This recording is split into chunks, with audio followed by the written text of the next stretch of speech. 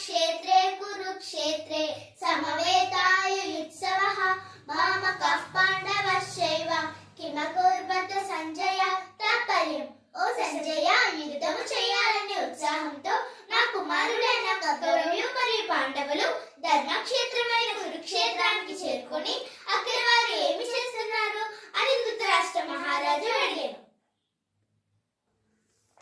సంజయ ఉవాచ దృష్ట్వా తు పాండవానీకం వ్యూఢం దుర్యోధనస్తదా ఆచార్యముపసంగమ్య రాజా వచనమబ్రవీత్.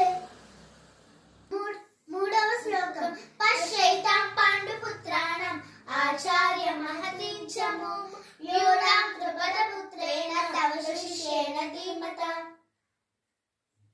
నాలుగవ శ్లోకం అత్ర శూరా మహేశ్వాసాః భీమార్జున సమాయుధి యుయుధానౌ విరాటశ్చ ద్రుపదశ్చ మహారథః.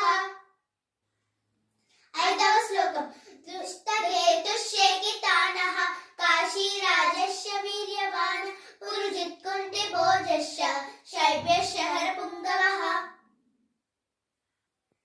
ఆరవ శ్లోకం ఉదామన్యుశ్చ విక్రాంతః ఉత్తమౌజస్య వీర్యవాన్ సౌభద్రౌ ద్రౌపదేయాశ్చ సర్వ ఏవ మహారథః.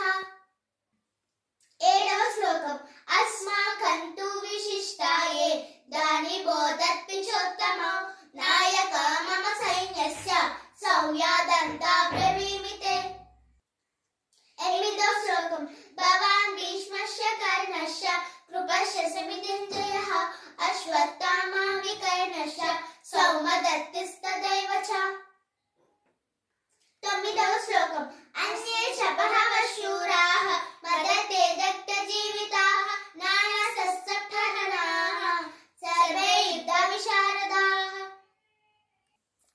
పదవ శ్లోకం అపర్యాప్తం తదస్మాకం బలం భీమాభిరక్షితం అపర్యాప్తం కృతమేతేషాం బలం భీమాభిరక్షితం.